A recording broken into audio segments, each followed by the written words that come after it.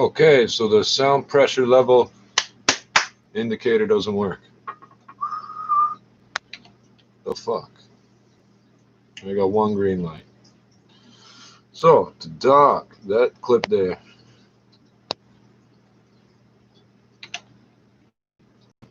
Well, anyway, I give this thing a say. I know it's gonna pop on as soon as I start talking. The dog. So someone just asked me about what happened to my dog. So I've told the story before, but I can't expect anybody to watch this many hours of video. Um, That's my puppy right there. That's baby girl. It's not the only dog I've ever had, but that's probably the one they're talking about. She was abused quite a bit. Uh, she was abused quite a bit in the first 5 years of her life. So they used to be called Maya. Maya had 2 litters of puppies. Both litters had 10 pups. She had 20 puppies in just 2 litters in her life. The second litter, the man that owned her, one of my friends, let's call him Troll. He had this arrangement with somebody to stay in what was a grow house at the time. This is years ago. It doesn't matter. And then they told him he had to get out. And then now that he's got all these puppies and his dog, so he ended up staying with a mutual friend of ours who was also a girl I ended up with for like a year, but that's another story.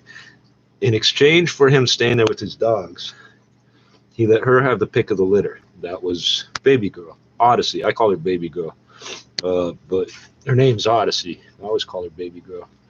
And that's a clip of her right there. It's one of my favorites. It's one of my favorites. But for the first 5 years of her life, I guess 4 out of the 5. So this girl made some weird decisions in life and ended up with a dude who does hard drugs. This dog ended up being punched in the face and having crack smoke blown in her face, and it messed her up to the point where when I got her, she was 28 pounds. So this girl texts me and says she needs help. She needs somewhere to leave this dog for 2 days. Otherwise, she has to go to the SPCA with her. And I'm like, no, don't do that. Leave the dog with me. And 2 days turns into 3 years, and she never came back looking for the dog until after she passed away. And now, if this girl sees me on the internet, she flips out saying, "Where's my dog? Give me back my dog." And I'm like, I tried for like 2 years to get you to come get your dog, and you didn't. But the point is, baby girl spent, so when she was about 5 and a half, she came to live with me. She was born in December. She came to live with me. It was June or July 2015, Canada Day, somewhere around there. And she spent 3 years living with me. She put on all sorts of weight. All the abuse she took, the chemicals of being hit, it wears their body out. It wears their body out horribly. So 2018, I think June 28th, she passed away while I was in a hospital in the psych ward on a false allegation. But that being the case means that my aunt had come and pick her up, and her house is nicer than mine, and she got a big, huge backyard. And she told me that one day she went to go check on Odyssey, and she just didn't wake up. And that's how it goes. So she was 8 and a half when she passed away, but she was fat and happy and old, but she aged prematurely, like the last 6 months of her life. So from 8 to 8 and a half, she aged really quickly. So instead of walking around the whole neighborhood, we can only go about a block and back. Oh, it's okay, bro.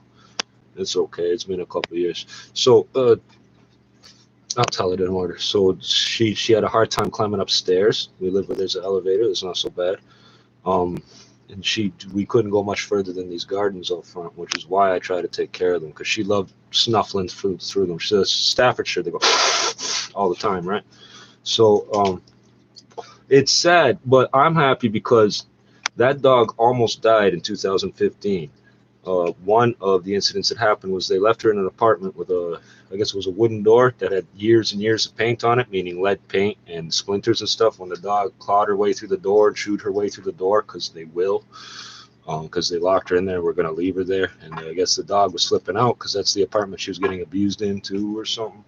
So she could have died in 2015 of that. She was 28 pounds when I got her. And she must have been quite a bit more, 60, 70, 80 pounds, something. I don't know if it'd be that much, because those dogs are more dense. Like a husky looks bigger than what it actually weighs. My husky before looked like 100 pounds. He was 90. That's another fucked up story. That's a lot earlier, and I don't have as many videos of him. That's why I assume you're talking about this dog. So I've had dogs in my life my whole life, but this one probably hurt me the most. Because I was in the psych ward and because they had me on these injections and shit, it took me, I think, 3 months after she passed away to cry about it. which is ridiculous. But I am exceptionally happy that she did not die of being punched in the face or splinters in her stomach or any of that other weirdo shit that could have happened. Her body aged and gave out, because that's what happens when you get old. It happened with my grandfather. It basically happened with my uncle. He abused his body with those drugs. He died a lot sooner. But I'm always saying that she's always with me, and I'm going to be with her soon. This is 3 years later. I'm not expecting 2.5 years later. I'm not expecting to live this long. I've gotten so sick since then. I've gotten so sick since then. With this punch. So 2018, right after that, so July or August. Yeah, it's so there's a bunch of horrible coincidences. Just before I go into the psych ward, I noticed right here there's so these 1 foot square tiles. There's a circle of fucking bed bugs. Like somebody dropped a container of bed bug. I don't know how the fuck this happened. Bed bugs in my house, and then scabies. I contracted scabies somehow too. So my arms are all torn up from scratching, which will happen. 200 million people have scabies on this planet, and there's no reason for it. We could eliminate that. So because I was scratching, because you can't help it, because they're insects under your skin.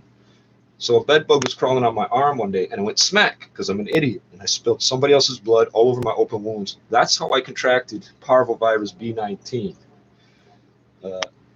A bit more than a year later, so 2019, September, Sickle Cell Awareness Month, they're advertising on the radio, so I look it up, because I try to look up everything every once in a while.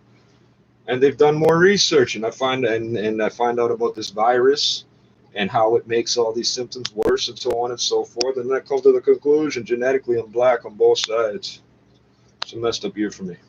But you ask about the dog. Of course, it makes me sad because I'm still human. If I didn't feel anything, I would know I'm a sociopath. It makes me sad, but it makes me happy that she died in a better house than mine. Luck. Well, they're people. People make luck happen.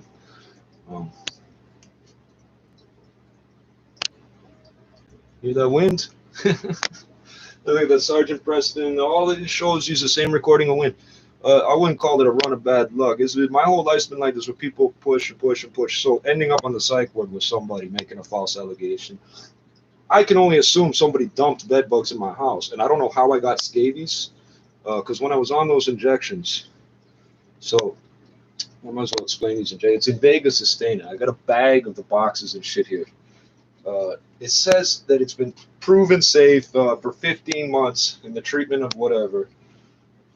And I found out that I like that drug. My drugs of choice are odd. Invega, Sustaina, and naproxen. Nobody has those.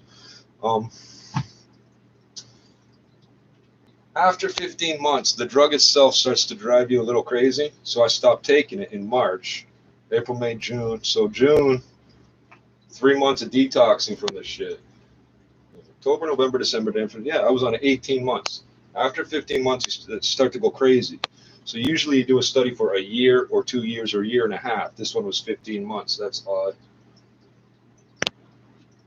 I was still smoking weed in the first half of the year, and then I stopped getting high, so I just stopped for like 2 months. I stopped smoking weed. Okay, I was buying quarter pounds and just smoking as I wanted. The last 2 years, that period of time, I wasn't even trying to sell anything or make money on the street. This drug gets you so zoned out, you don't do much, and then I had money just sitting in my bank account at the end of each month. And after coming off the drugs and my dog dying, I spent about 6 months.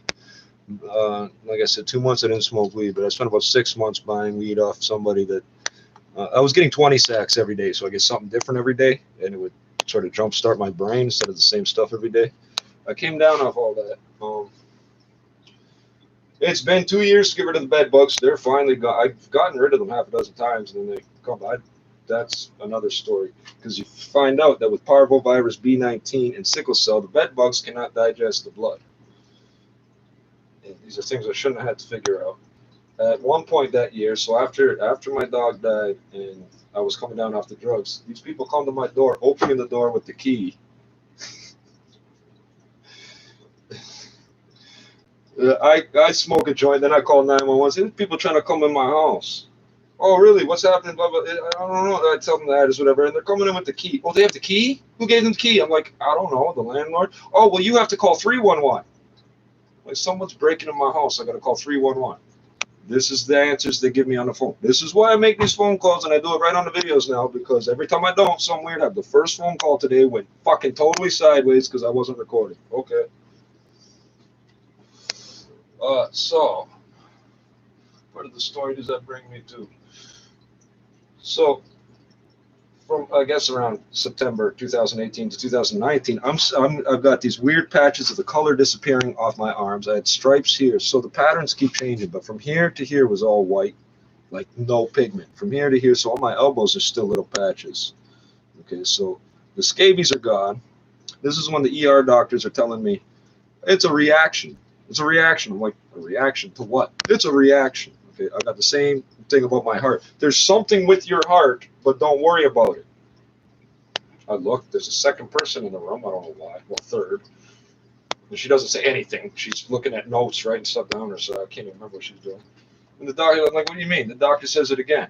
There's something with your heart, but don't worry about it. They found out there's something with my heart. Because one of the drugs they gave me on the psych ward, it says if you get chest pains, tell the doctor immediately. So I did. And the two orderly people or nurses or whatever trying to talk me out of it. And then the doctor's like flipping out, like they have me on oxygen and an EKG or whatever it's called, all those different machines all at once. They send me for this thing where they put electrodes on your head with this weird gel you get in your hair that you can't get out.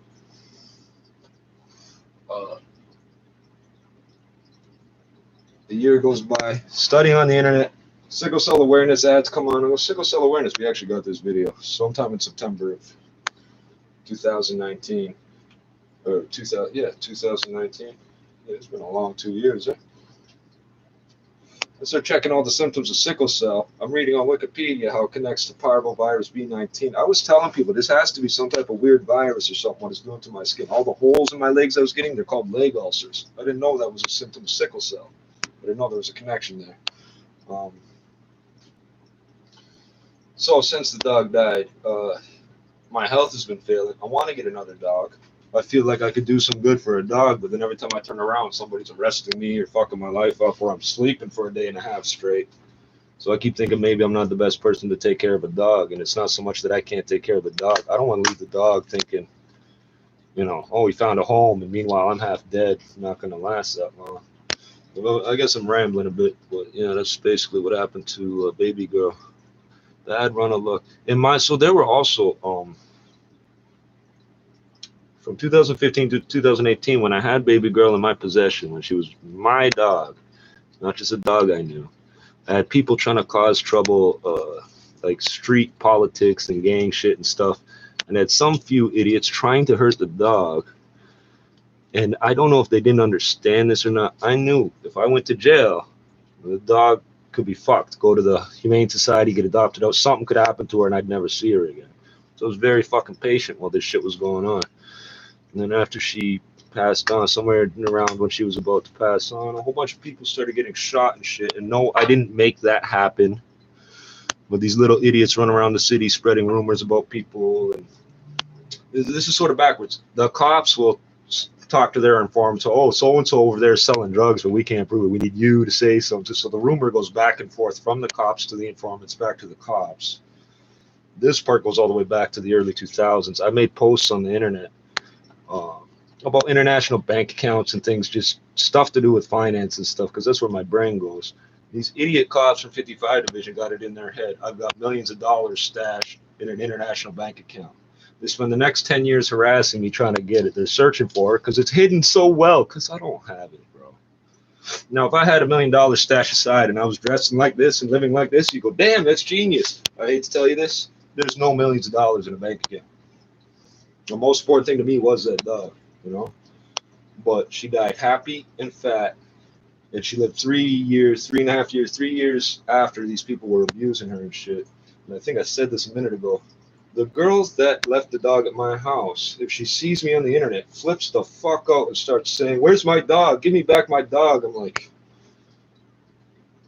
how the fuck do I address it? Your dog is dead. I can't say that. Your dog is dead, you know? Yeah, just $5 today on stock market. United Airlines tumbling 5.7% as it posted a $1.9 billion fourth quarter loss. The TSX was lower. Sickle cell will it's 17,916, and it's a genetically inherited. And for Canada's Frio. So what sickle cell means is your blood cells, when they're exposed to oxygen, they collapse. They're supposed to be like a donut shape. They collapse into, they call it a sickle shape, but like sort of like a crescent moon kind of shape. So they jam up in your blood vessels. If your blood stops pumping, yeah, you can die. Sickle cell is like a contributing factor to a lot of deaths. A lot of deaths. I'm not sure if it's the #1 killer of African Americans, but it's way up there on the list. But it's genetically inherited. So you have to get a gene from both of your parents to have full-blown sickle cell. But now they're discovering even if you only have one gene, you can have milder symptoms. And then in my case, I've had symptoms my whole life, but just mild enough and varied enough that nobody was able to nail down that I had sickle cell unless they had done a blood test. And as I've said before, my whole life, I still don't know my blood type. They won't tell me my blood type, which makes me suspicious. And then I think maybe they're putting the blood on a microscope slide and the blood is sickling up instead of being able to read the test. And maybe that's why they can't read the test or something. So if you have sickle cell and your symptoms aren't that bad, and then you get parvovirus B19, which can spread from any bodily fluid, you're considered immunocompromised because you will never get over the B19. So most people get B19 when they're children. They call it slapped infant syndrome, because for some reason it makes it look like they got slapped and they got little bumps everywhere. Because parvovirus B19, it's the only parvovirus humans can get, and it does not infect any other animals. It builds up in your cell, it reproduces as viruses do, and then it makes the cell rupture. So I've got some blood cells that will collapse, and then other ones that rupture. So this is how I've spent the last 2 years inadvertently experimenting with bed bugs and finding out bed bugs cannot process sickle cell blood with parvovirus in it. And some of them are smart enough that they can smell the difference. Because I would wake up sometimes with like 2 or 3 dozen of them in my clothes, big adult bugs, about a year old. Not one of them would bite me. The little tiny ones will bite me, and then they die within seconds. Within a minute, they're dead. I did that experiment one day on this channel too. I picked 8 of them off me that had bit me, put them in a cup just to observe them, or 10 of them, I should say. 8 of them died within seconds. The 9th one took a bit longer. And then the 10th one, I wasn't sure if it would die, so I killed it. So 9 out of 10 bed bugs die after biting sickle cell B19 infected blood. So it's kind of complicated. And by the way, I left out this part. Yeah, it is why my health is fading. It's precisely why my health is fading. There's like, you notice, I can have a drink once in a year, and that doesn't destroy me. But I don't drink every day. I smoke too many cigarettes probably, but I've got bad air and I can't eat, and it's considered. And they used to say, oh, if you quit smoking, you'll get fat, or if you want to lose weight, start smoking. It's not precisely how it works, but it's considered a natural appetite suppressant. You put people in stressful situations and let them have cigarettes, they're going to start smoking more. So that's why I drink so much water. I don't eat much. I'll show you guys what I eat, partially because I want you to see the food is good. You don't have to steal and do crime to get food. And then also to show you some of these places are purposely trying to fucking poison poor people. Yeah, come get a meal, and it'll be bad food every time because we want to be dickheads. This is how we do it. We contaminate things because this is so on and so forth. I can make complaints for hours. But I don't eat much. I need coffee and cigarette. That is why my health is fading. The thing is, there's no way to know when it'll kill me. So when I looked up the life expectancy, when I was reading on Wikipedia, it made references to 3 different surveys or studies that said African Americans with sickle cell. So that's the closest category I fit into. Life expectancy is either 38, 42, or 53.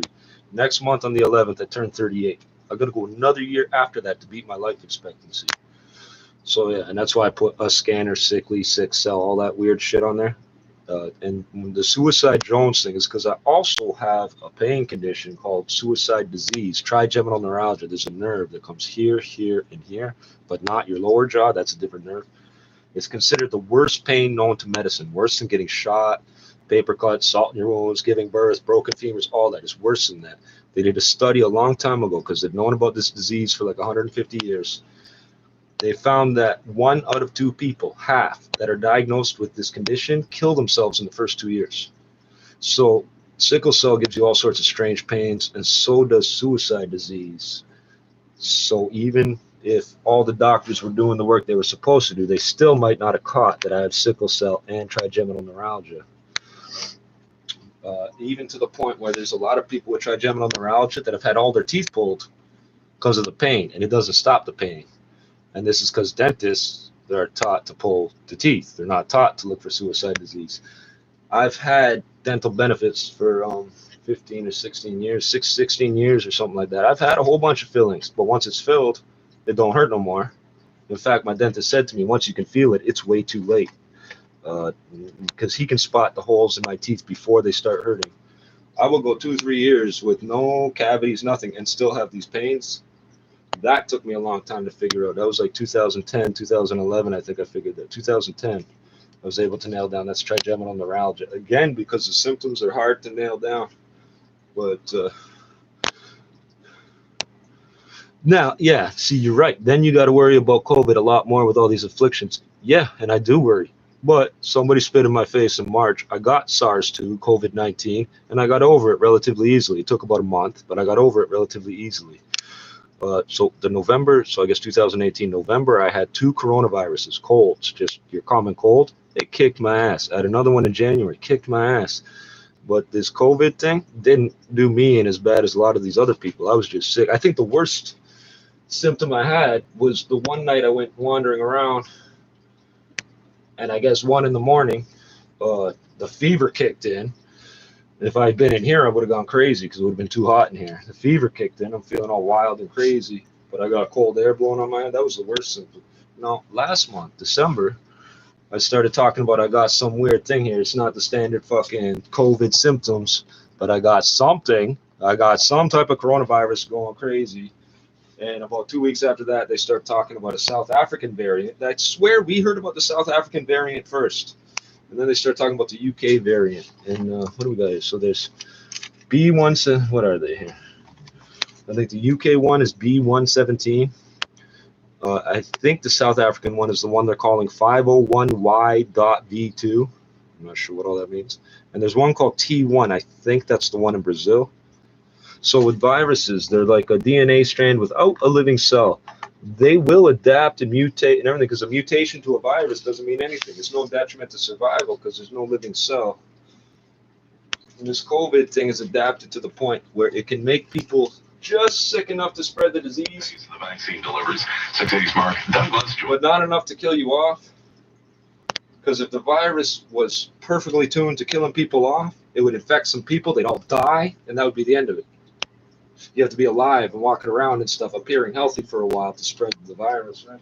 So yeah, Pfizer has told Ottawa that in the first week of February, with sickle cell, there will be a shipment of 70,000. if you get parvovirus, you're considered immunocompromised. And the reason why is because your body can't make enough white blood cells fast enough on demand. 4 million doses into Canada. So the way I equate it is my body can either make red blood cells or white blood cells, but it can't make enough of either at the same time. Because when I get sick, when I start passing out cold and I don't shit. buy that crap. Placed an order, we have a contract, meet the obligations of the contract, because lives right now. This guy used to sell hash in the if you Toba. continue screwing this up. Simple as that. Ford says he's already spoken directly with the CEO of Pfizer Canada about this critical supply shortage of their vaccine. And I asked him, we need some doses. And how. So the interesting thing is most people get B19 when they're kids. So I'm going to make a ratio. White people may have had B19 in their life. They can't get it and then spread it. Based on the estimated deliveries unless they never had it before. Vaccines, I don't have any of those red bumps right now. 73 million Canadians should be vaccinated by the end of September. Reporting live, I'm Mark Douglas. This is 680 News. Mayor Tory turned his focus to some of Toronto's hardest hit communities today in his daily COVID-19 briefing. The city reporting about 1,000 new cases of COVID-19. 680's Phil Martino joins us live with the latest on that. Phil. So, Jana, Dr. Eileen Davila says the most recent public health data captured a distinct change in reported infection rates. In November, South Asian and Indo-Caribbean people had the highest case rate of all ethno-racial groups. The problem I have with them saying Indo-Caribbean is they're not identifying them as Canadian. Than the rest of the population. Additionally, close to 50% of cases were amongst people living in lower-income households. Now, Mayor John Tory says the city has implemented measures to support neighborhoods experiencing higher COVID-19 numbers, including expanding testing sites. Toronto Community Housing, with the help of public health, have also conducted 5 door-to-door testing initiatives since April. And do you think they changed their PPE between each door? This program specifically targeted TCHC seniors housing buildings to help tenants. It's the same shit the property management here said about bed bugs. Oh, every time after we spray, because they spray once a week. Okay. We go from unit to unit to unit to make sure. Oh, so you're spreading them around. COVID-19 reproductive number is below 1 at 0.86%. This means that overall each new when you case spray an of aerosol, insects see the aerosol and leave. New infection. They don't breathe. They don't have lungs. There's nothing to breathe in. COVID case numbers coming from provincial health officials today are giving us if you ever get an insect underwater, you'll notice it takes a while for it to panic, and then it just starts trying to climb out. Because it's not breathing. You can't breathe in water. It's a suffocate. By experts not to get too comfortable. Here's 688. So you'll never get rid of bugs with an aerosol. We may be on the downslope from the second wave peak. 2,632 new COVID-19 it says, I still don't know if you can catch COVID again after you already had it. I hear different things. So usually when you get a virus, coronaviruses, your body knows how to identify, how to produce antibodies against that particular mutation. The problem here is the virus is mutating, and this virus is different from most of the others. It's been breeding in the animals for like 15 years. For at least 3 more weeks. The Ford government adding new public so you should be careful to try not to. Everybody should be careful not to get respiratory infections. I don't know why these people in the first world think it's okay. They'll just get over it and build immunity. That's not how the world works. Every time you do that, you're mutating the virus slightly and passing it on again to somebody else. At jackpotcity.net, you can do amazing things with just one. So because I know that I don't produce enough white blood cells, I've always been trying to be careful of disease and stuff. I wouldn't say a germaphobe, but like, I don't grab a doorknob and then wipe my mouth, or wipe my mouth and then grab a doorknob. You know what I'm saying? I avoid doing that because I spent a lot of years bagging up weed for people, and a lot of them have compromised immune systems and things, and I don't want them to get sick off the weed I give them. Making food for people, making coffee, all those different things. I try not to spread disease because why would you spread it on purpose? That's just something my family seems to have raised me to know in the schools and stuff. You wash your hands. Of course, wash our hands. You know, why wouldn't we wash our hands? Now the City of Toronto advice is lather for 5 seconds, rinse for 15. Lather for 5 seconds, rinse for 15. I don't remember telling them telling us how long to wash our hands for when we were kids. It was like soap them up and scrub them and then rinse them off. And I don't know, what does that take? 60 seconds, 2 minutes? How dirty are your hands? You're going to keep scrubbing them, right? They used to tell us on the TV to take 4 seconds per tooth to brush our teeth, down from the top and up from the bottom. I swear they used to run all this shit on kids' cartoons on Saturday mornings. So I forget exactly where I left off. But so since most people, even most black people, can't get the B19 twice, and so sickle cell makes up a relatively low percentage of the population, no matter how you equate it. Supposedly the U.S. has the lowest rate, 0.25%, and then Jamaica has the highest rate in the world. And when I think about that, it sort of seems to tell me if you have sickle cell in the U.S., you ain't going to live that long. And the message, the things I see of people dying from it on Facebook and stuff, it's people in the U.S. In Africa, they discriminate against people. You'll lose your job. You'll get things thrown at you. Also, they try to kill you. All sorts of things for having sickle cell. Also, if you're an albino black person, so most albino black people don't have this hair. And I don't know what my skull looks like the shape of, but if you see an albino child, you don't know if they're white or black from looking at them because they got no pigment in their skin. In some countries in Africa, and this could happen anywhere, but it happens to be in Africa, they say that they're black magic, special luck, that if you kill them and consume them and all these things, you'll get money and all these weirdo things, to where they actually have to build compounds where hundreds of these kids will live. They have armed guards there to protect these kids. These kids can't even go for a walk in the sun. That's something else. I don't have pigment, but I don't have much. But I can take the sunlight all day. It don't bother me. How pale my face is, and with the sun, so you got to figure my face gets sun every day, except maybe this last year. Put you this way: my sleeves come down to here, but this pigment demarcation is here. So this ain't from exposure to sun, whatever I got here. And then these white patches here that probably don't show too good on the camera, but they're right. There's one right here. There should be pigment, but it's just pale white. I've got patches on my feet the same way, the tops of my feet, that I guess I haven't looked at my feet in a few weeks. The patterns move. It has to do with, so it's a symptom of sickle cell, but it's exacerbated by parvovirus B19 infection. So where am I going with this? My immune system, I didn't get parvovirus till I was, what, 36? So for 36 years, every time I got a cold or a virus, a flu, anything, my body was able to fight it off and learn how to fight it off with the normal amount of white blood cells. And then now in my late 30s, I can't produce enough white blood cells. My body knows how to fight off these viruses and things, but it doesn't have enough resources to do so. It's like having the book on how to kill your enemy and having no people to help you do it. It's kind of like how my immune system runs. So you got to be very careful with this virus. You hear different things because even the doctors aren't sure. There's people testing positive over and over. So they were just recently talking about a woman from Brazil that tested positive March something 2020, and then tested positive again in December for a variant. And then there's people who I'm not sure if they're asymptomatic at first, but when they've been asymptomatic for months, some of them, or some of them, I guess they are showing symptoms maybe. 6 months later, they're still testing positive for the same COVID infection. They're still shedding live virus, like they're talking about on CRI, I think it was last night, talking about the shedding of live virus. This shit's crazy. This shit's crazy. They call this the T-zone. Your eyes, nose, and mouth, don't touch it, and your ears either. That's part of the reason I put the bandana the way it is. So if nothing could fly in my ear, and no reason for me to stick my finger in there. And as for leg ulcers, I get them over my whole body, not just my legs. I get them in my sinuses and my ear canals. I got some crazy set of health symptoms. Part of the reason I'm doing these videos, I want medical students to be able to see the decline. Like, here's a video from 2018. Here's a video from 2021. This kid's health this is what sickle cell really does. I want people to be able to study this. Plus, all the people I'm sure there's a lot more people out there look something like me or maybe something totally different, don't realize they have the bloodline. Because Canada's full of people that were adopted out in the 60s and 70s, even up to the 80s and 90s, where they get told over and over and over, you're white, this is what you are, and they're not.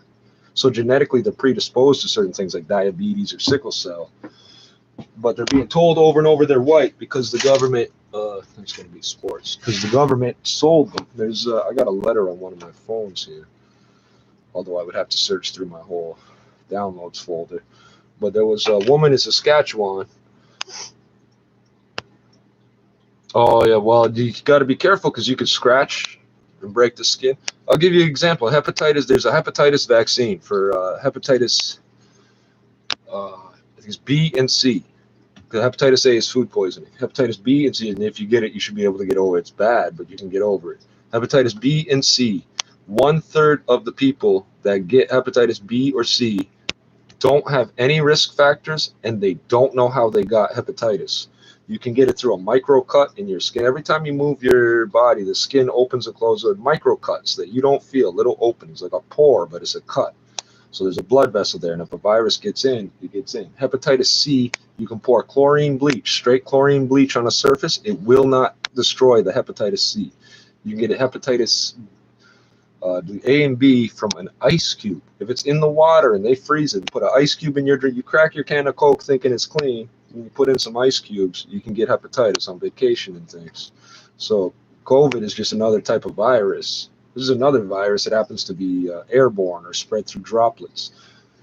Parvovirus B19 spreads through bodily fluids. It's in all your bodily fluids. But once they dry, the virus is essentially dead. COVID apparently will survive freezing, and it'll live on cardboard or stainless steel for 3 days or whatever the fuck. You could touch it and do this, not thinking. Not even, how many times in a day have you done this in your life, not thinking? Because a bug hit your face or so. Anything could happen.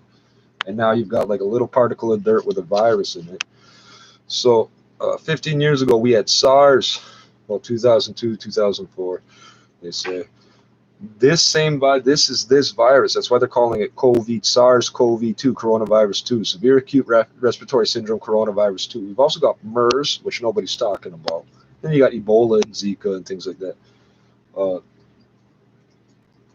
the last 15 years, this virus has been going through the animal population. I don't remember them ever nailing down what they were going to do about SARS back then. They said it came from civet cats.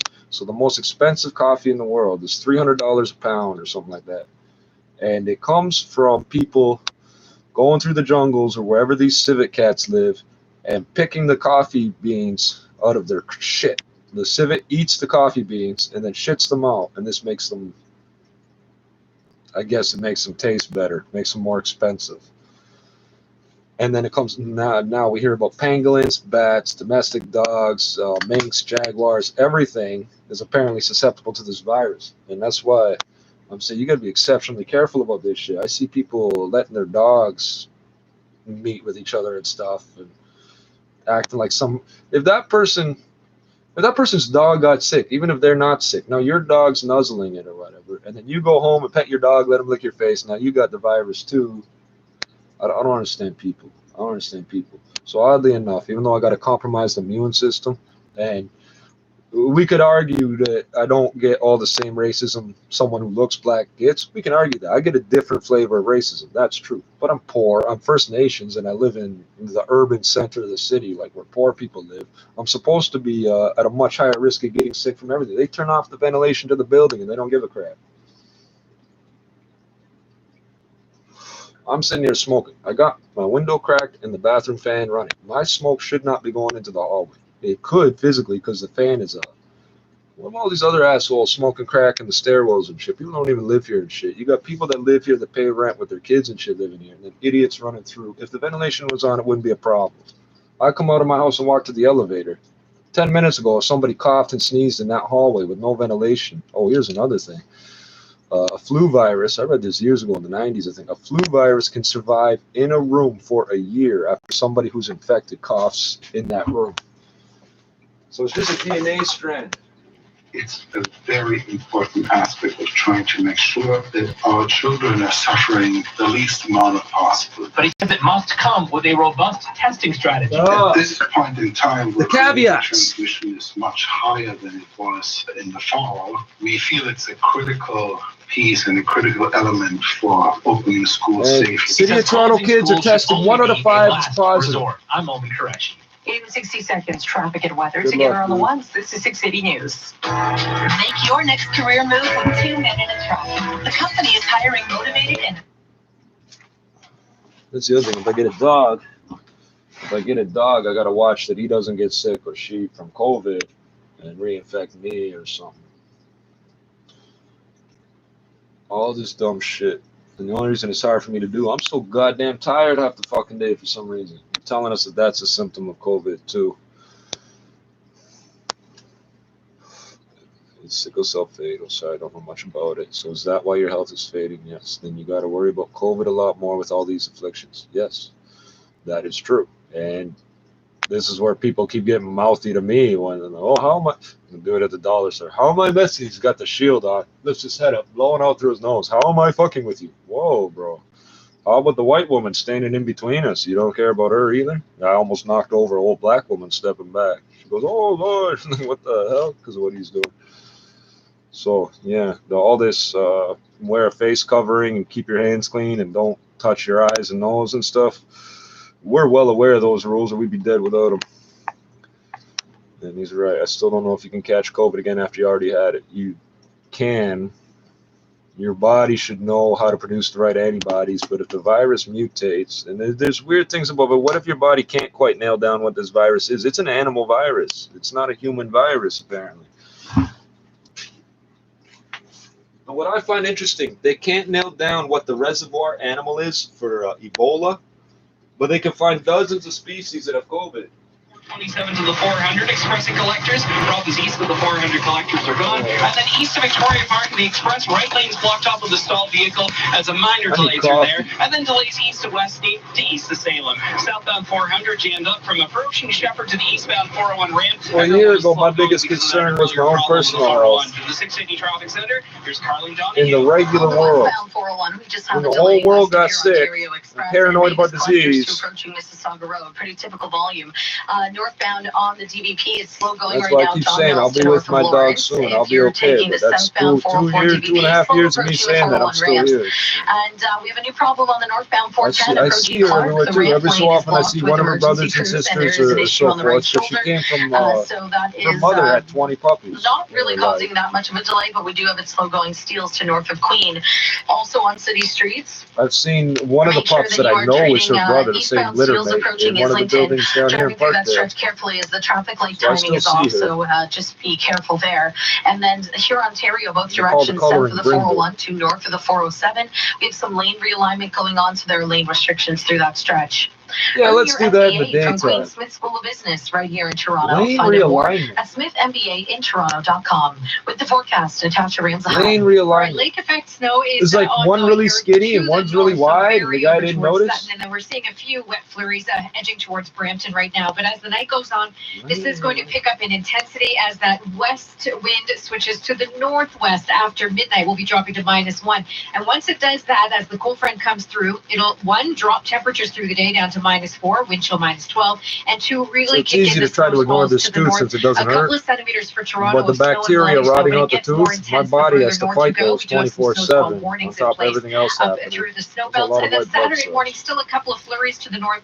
The weekend is colder. We have wind chills in the morning, Saturday of -18. The afternoon, partly cloudy and -6. And then Sunday, increasing cloud through the day with a high of -4. Tonight, down to a low of -1. It is currently 3 degrees at Pearson. This extended forecast is brought to you by Bellier Brothers. Bellier Brothers, proudly installing Train, the most reliable heating and cooling brand. Save energy with a Train high-efficiency furnace. You should advertise in air conditioners, bro. It's Thinking about senior January. living, but not sure if it's the right move right now? We understand. At Oh, I Amicus guess that Senior wouldn't be Lifestyles, essential, we would it? recognize the importance of safety and connection. That's why we prioritize the health and well-being of I our already talked residents for half above an hour all about all else. that. Here you'll enjoy premium personalized care and lifestyle I need that options, refresher while once your in a while comfort where and I'm coming safety from. always come first. Let's connect. We'd love to get to know you and create an experience tailored to your unique needs. Learn more at amica.ca. When a winter storm hits, the 680 News Extreme Weather Center is activated. For the latest storm tracking, delays on your commute, and whether schools are open or closed, turn to 680 You said it was going going to be -30. Brought to you by Subaru. Confidence in motion. On your radio. You got an online, Alberta And on Clipper your smart speaker. and weather from Texas and North Carolina and the Netflix show Arctic. is getting the green light for a second season. Whistle down, whistle down, whistle down. And more of Lady Whistledown is exactly what we'll be getting, voiced by Julie Andrews there. Netflix announcing the Shonda Rhimes period drama Bridgerton will indeed return for season 2. The show's based on Julia Quinn's novels, and it's become a binge-worthy hit since its debut Christmas Day. Bridgerton is set during London's opulent Regency era. Fans can expect new scandals and romance, and more of a focus on Anthony Bridgerton. I should like to know what is going on. Matt Wolf, ABC News. The Business Brunos. is next. Nearly 1 in 2 of us will be diagnosed with cancer in our lifetime. So if it's not King you, it George's could be the V person Day. beside you. Gracias. That's why right now, the Canadian Cancer Get a Canada Society dollar. is funding life-changing research for all Celebrating cancers. the Blue Our donors Nose. are people just like you, making a difference for the half of us who will be diagnosed, 1921 to along with the other 2000 half devoted to 2021. their care.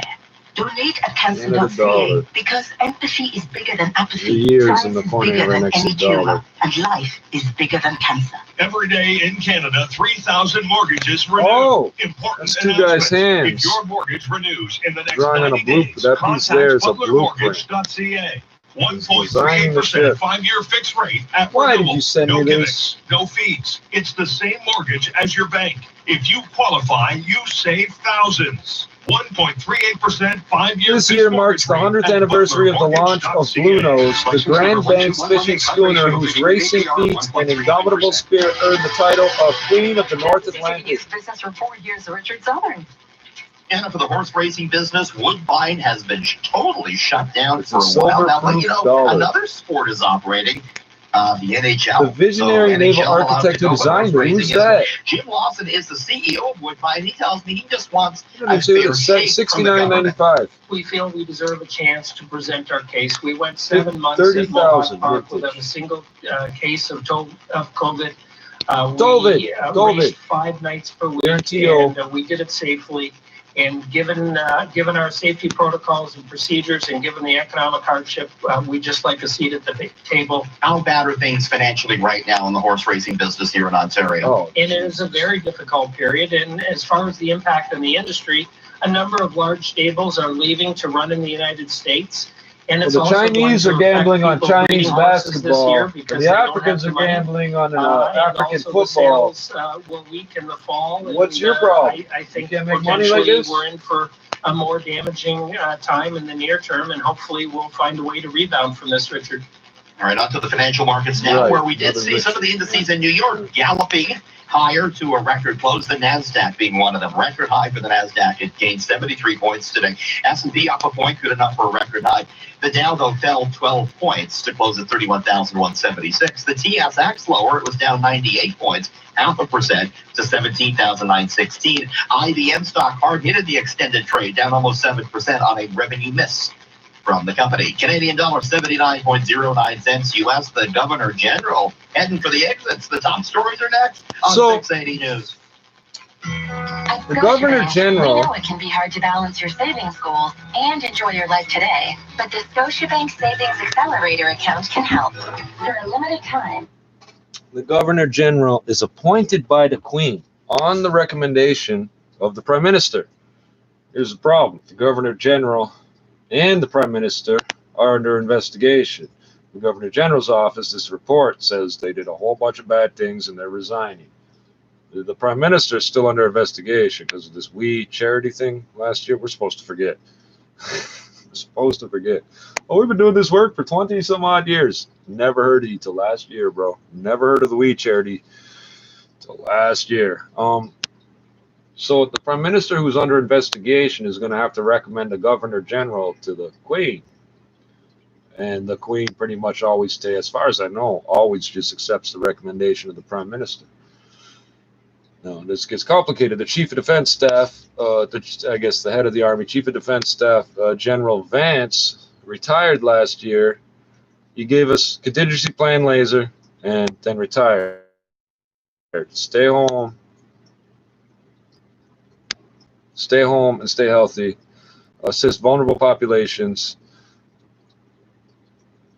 Come on, keep it. You do this on the hour. It's not the alarm fucking service, because this has only been happening 3 months. I've been using that alarm 2 years.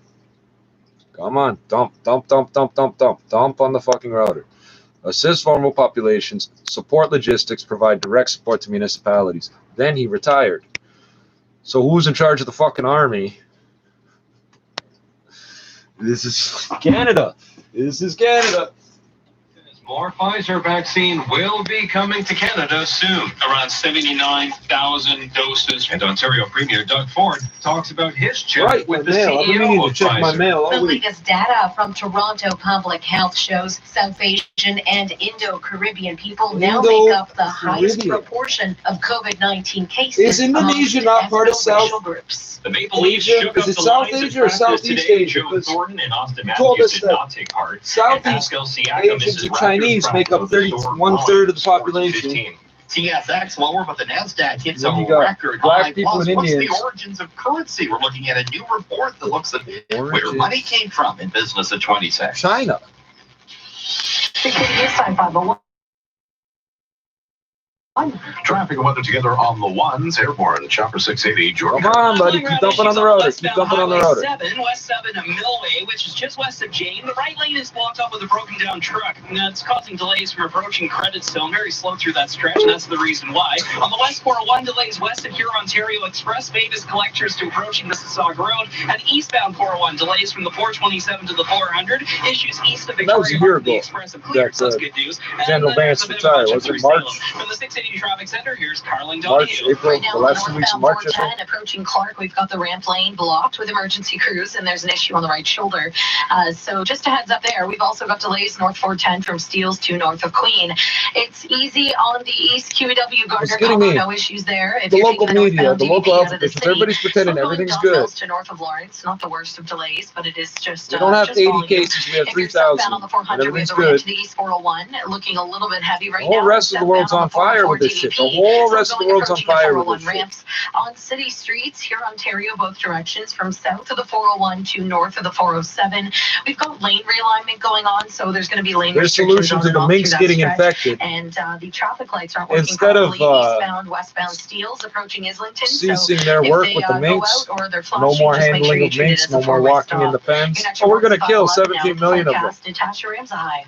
We've got a couple of wet flurries You know now. how many people it's going to take, how much blood is going to get splattered? But some lake effects don't really start to they're kick in infected from with very COVID. Yeah, you're going to kill all of them because some of them got so lake COVID. effects though is really the issue tonight and That was tomorrow. Denmark's Those genius. warnings are posted to the north of us. We are dropping to -1 in Toronto, wind chill -7, and we do really have to watch that early morning Friday for You know why snow, Brazil heavy doesn't at have times, enough and money for potentially some vaccines? whiteout conditions with blowing Because they snow. burned down the It'll be on and off rainforest to flurries, kill the heavy at indigenous times through the people day so they tomorrow, could and temps graze falling cattle from for corned -1 down beef to that we won't -4. Wind eat. chill at this time tomorrow will be And -12. plant palm tree, palm Overnight down to oil about -1 tree, right now. whatever. We're sitting at a mild 3 degrees at Pearson. 680 That News Time. nobody 503. wants. Quick breaking news from Ottawa. The Governor General is leaving Rideau Hall. Julie Payette quitting along with her secretary ahead of what is expected to be a damning report into workplace harassment. Here at 680's Parliament Hill reporter Cormac McSweeney. The official statement has just been released from Rideau Hall. In it, Governor General Julie Payette does say that tensions have arisen over recent months, and for that, she is sorry. She also says she is resigning from her role effective immediately with humility. News of the resignation comes after a story broke earlier today that a report had been filed on the investigation into workplace harassment allegations against Governor General. What about the report into the weed charity with the commission that when they prorogued Parliament? It was back in July. Oh, well, the commission doesn't exist anymore. From former and current staff who described working in Rideau Hall as toxic and a house of horrors. They described to the CBC frequent outbursts and berating that brought some to tears, forced others to quit their jobs. Even the Union for RCMP Officers has released a statement saying that some of their members assigned to the Governor's General Protection Detail also experienced harassment and other troubling behavior. Julie Payette, former astronaut, was appointed as representative for the Queen in 2017. Cormac McSweeney, Parliament Hill. Meanwhile, the Halton Police Force decided their chief will get to keep his job despite flying to Florida over the holidays. 680's Madison Fitzpatrick joins us live. Maddie. Yeah, James, well, the board says they were not notified of Stephen Tanner's plans to travel and learned later that he had approval from then Police Board Chair and Oakville Mayor Rob Burton.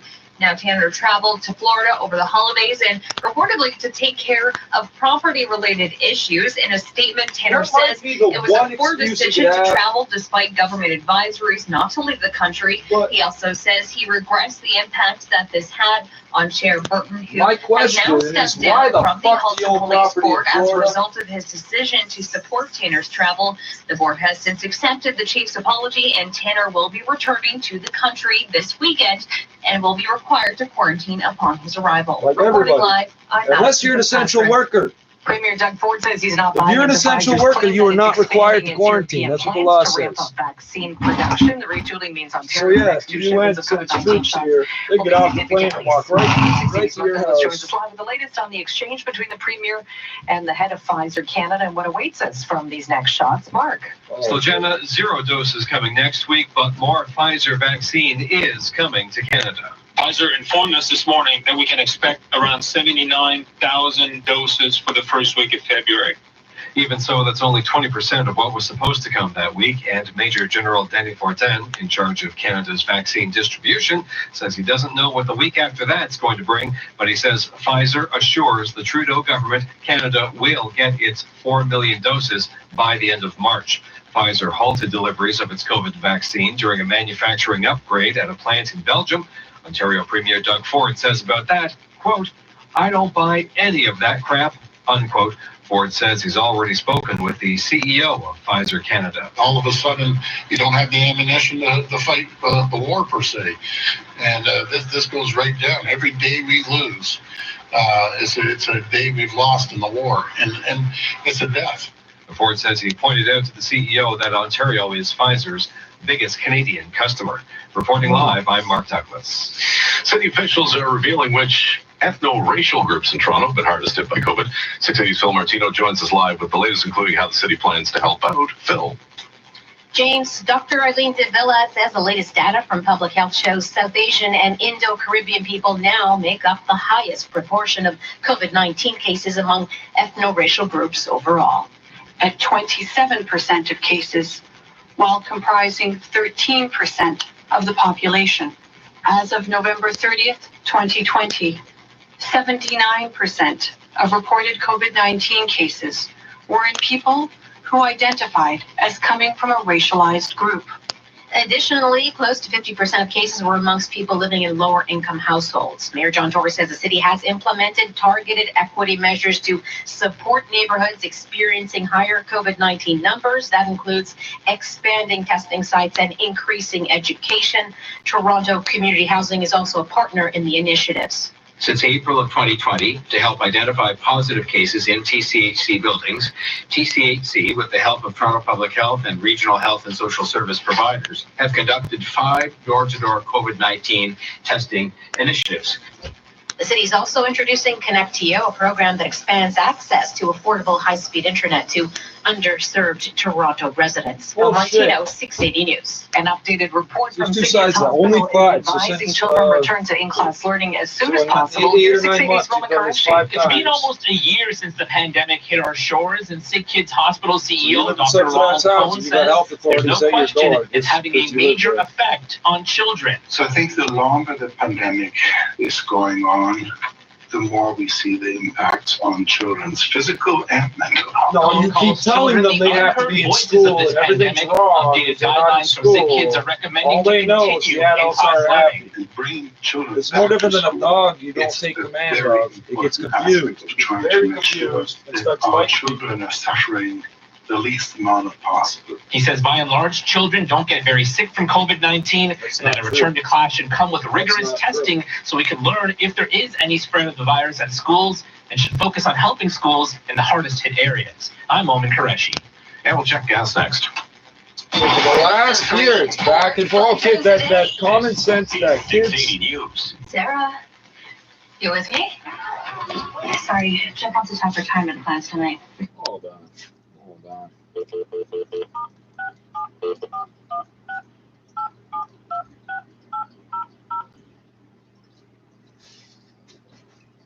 Thank you for calling the 680.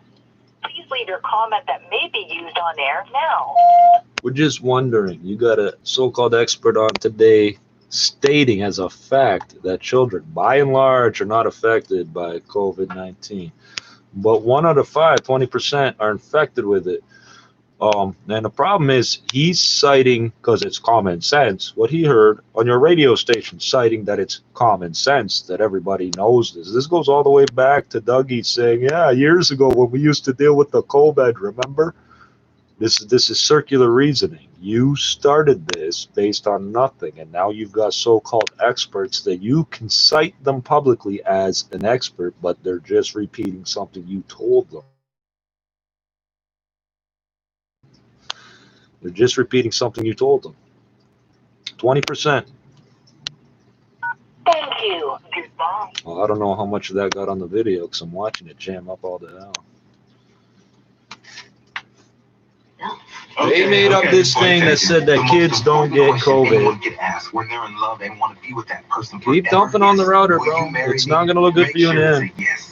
With Spence Diamonds, Canada's engagement destination, with thousands of rings to choose from. Spence Diamonds, open for virtual appointments and curbside pickup. They're literally quoting somebody who's quoting them. And the first time they said it, there was no previous group of people that said it to state that. And yes, Dougie, remember back when the COVID was bad, the COVID. Looks very flat, at least one of them does. Westbound Highway 7, jammed up approaching Credit Stone to Jane. Just a lineup because of that truck, unfortunately. And it looks like northbound Millway on the north side of 7 is partially blocked off because of this truck as well. They tried to move it, but doesn't seem proceed to work. So they're going to be waiting for crews to get here or maybe change this. So again, westbound Highway 7 really heavy from approaching Creditstone to Jane because of that issue. On the 401, East 401 is slow 427 to the 400 Express ramp. I'm delaying the collectors, but not as bad. It's slow through Wharton and the collectors. And a new issue with the 412 crash, it looks like on the right shoulder is something there. Flashing lights or a distraction. It's backed up approaching the 412 to it on the East 401 as you head into Whitby. For the 680 Traffic Center, Carlin Donahue. We have this issue on the northbound 410 approaching Clark. It looks like the right shoulder's either blocked with a stalled vehicle or a collision there. So if you're driving past it, give us a call, star 680, let me know. But nevertheless, we've got delays on the north 410 from Steeles to north of Queen. It's also, it's a really good drive actually on the QEW Gardner combo, both directions. If you're heading eastbound, looking to get onto the north 404 DVP, we've got delays Don Mills to north of Lawrence. Southbound on that route, slow approaching the 401 ramps, and southbound 400, a little bit slow, the ramp to the eastbound 401. City streets here, Ontario, between south of the 401 and north of the 407. We have lane restrictions because of lane realignments on both directions of that roadway.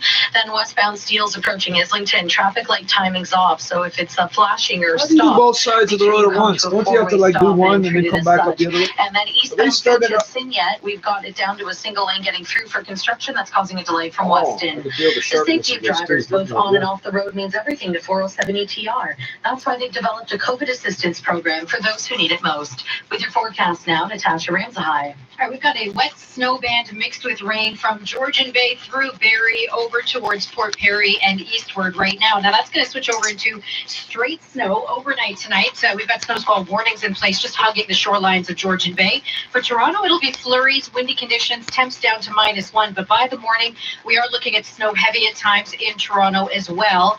As this cold front comes through, we'll have gusty northwest winds.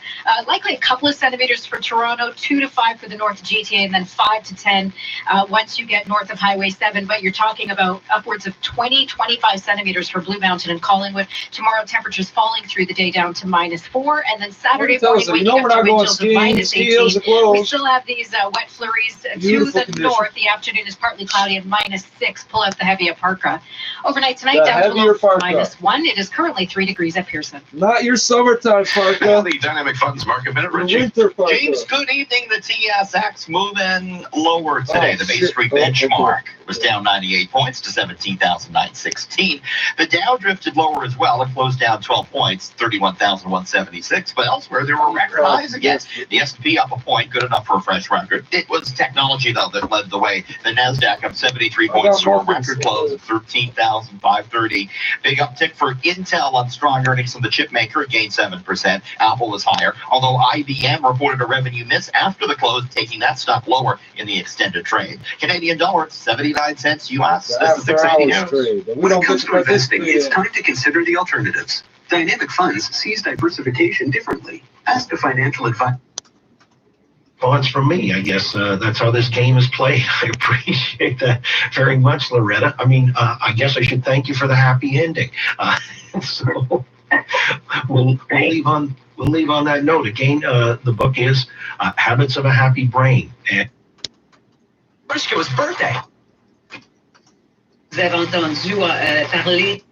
Detergent is just $7.88. That's over 100 wash loads. Our birthday, your market. Freshco, lowering food prices. Limited for customer while supplies last. See flyer at freshco.com for details. Today on Hey Culligan, better water, better food. Here's Barry in Bob Cajun. Hey Culligan, my water smells like a swimming pool and my pierogi tastes like one too. Sounds like your water comes with a little chlorine. Chlorine? Yeah, but you could get a great for cooking water, delicious for drinking water, Culligan reverse osmosis system. Yeah, I'll take one. Which means all the plumbing that comes after the filter never sees what you would think is chlorine. It's not. It's chloramine. It's chloramine because Toronto has so many drug-resistant bacteria in the water that if you have a compromised immune system, you can't drink the water. That's not a joke. Thousands of people have died in Canada from that. That was a big issue in 2016, 17, but they don't want to talk about it. It's not chlorine, it's chloramine. And guess what? If you cook pierogies, the water, the chloramine evaporates, so it's not possible to taste it in the food. Nice false narrative, though. She's sorry. After several days of closed-door meetings, the Halton Police Board has decided the chief, Stephen Tanner, can keep his job after it was revealed he took a December trip to Florida. The board says it has accepted his apology and no further action is necessary.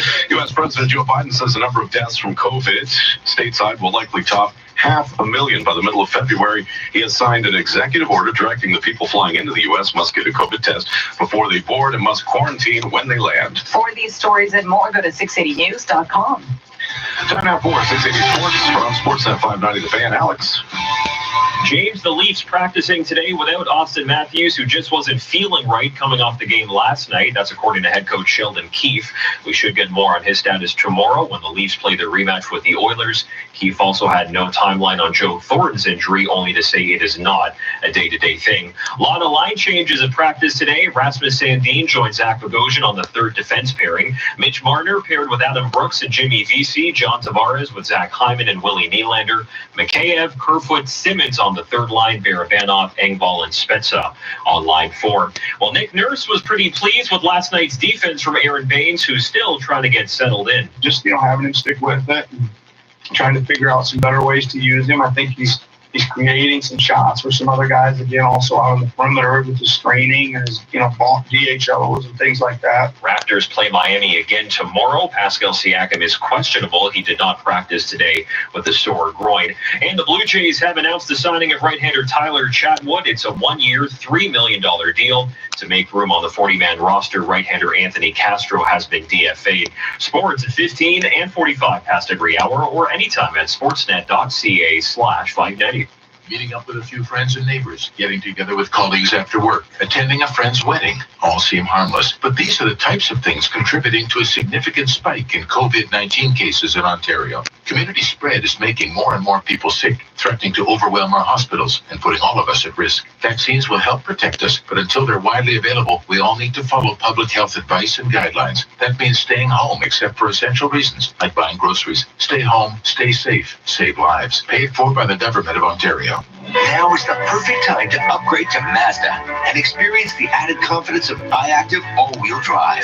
When you upgrade to Mazda, enjoy up to a $1,000 iActive all-wheel drive credit on select new models. Plus, get 0.5% purchase financing and enjoy no monthly finance payments for 120 days on every new Mazda. And drive on with Canada's only new vehicle unlimited mileage warranty standard on every new Mazda. Your local Ontario Mazda dealers are open for sales and service by appointment only. Or visit Mazda.ca for details.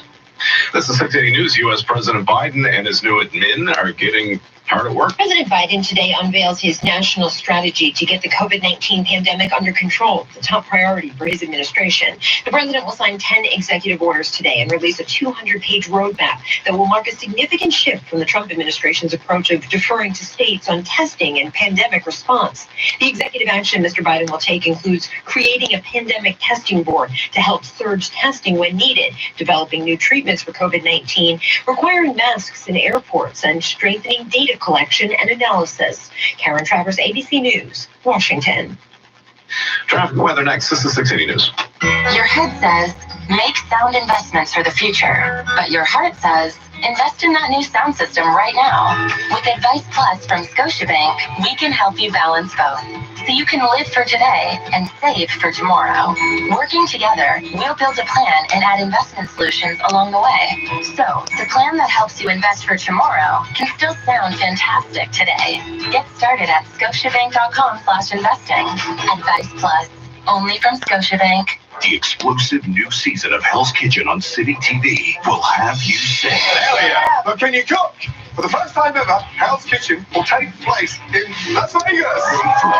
Make love to your food. Make love to it. Ramsey is coming right at us. Enough.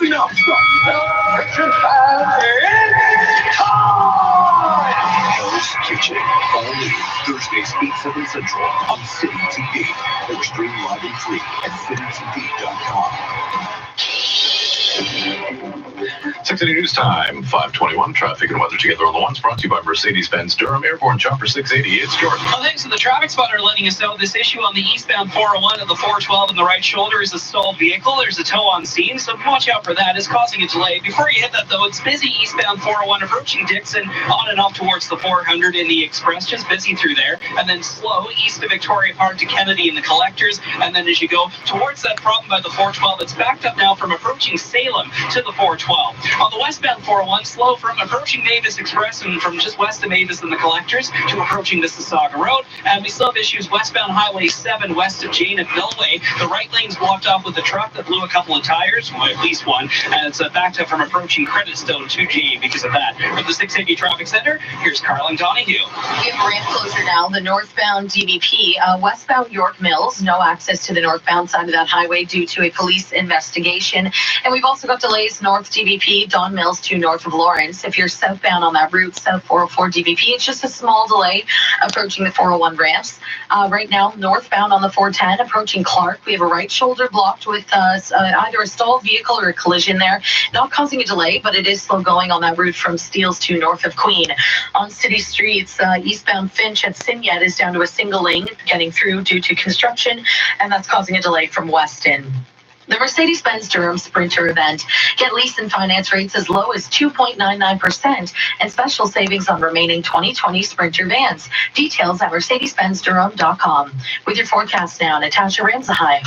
We're already seeing some wet snow here off to the north, just south of Lake Simcoe, and we are going to intensify that tonight. Snow squall warnings in place for Barrie and all the areas hugging Georgian Bay for 10 to 15, even up to 20 centimeters by late Friday. For Toronto, it'll be wet flurries tonight, down to -1, wind chill -7. Cold front comes through early tomorrow morning, so temps falling through the day down to -4. It's going to feel like -12 at this time tomorrow. And we have on and off snow. It's lake effect snow, so whiteout conditions possible at times.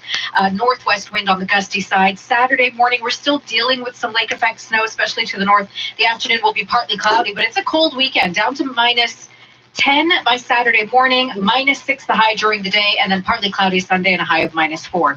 Tonight, we're down to a low of -1 degree. It is currently 3 degrees at Pearson. Coming up at the bottom of the hour, breaking news from Ottawa. Epic charge. The Governor General is leaving Rideau Hall. Julie Payette quitting along with her secretary ahead of what is expected to be a damning report into workplace harassment. We're looking into that. This is 680 News. The Canadian pension plan holds $2.5 billion of shares in Alibaba Group.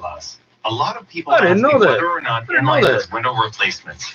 We have been replacing vinyl, wood, and aluminum windows for over 30 years. No job. Sample issue. Look inside. So it says, an attendee walks by. There are no attendees at this. Anyway, walks by a display inside the Alibaba Group booth at the Las Vegas Convention Center on January 5th, 2017. The Canada Pension Plan Investment Board, the CPP, holds shares worth $2.5 billion in the Chinese company. And here, pension. Canadian, that's a heading, eh? Pension. Canadian, you got a pension section? Canadian pension money keeps pouring into China as risks escalate. Beijing only too eager for foreign capital to prop up Chinese economy. The only economy in the world that didn't contract last year or something like that.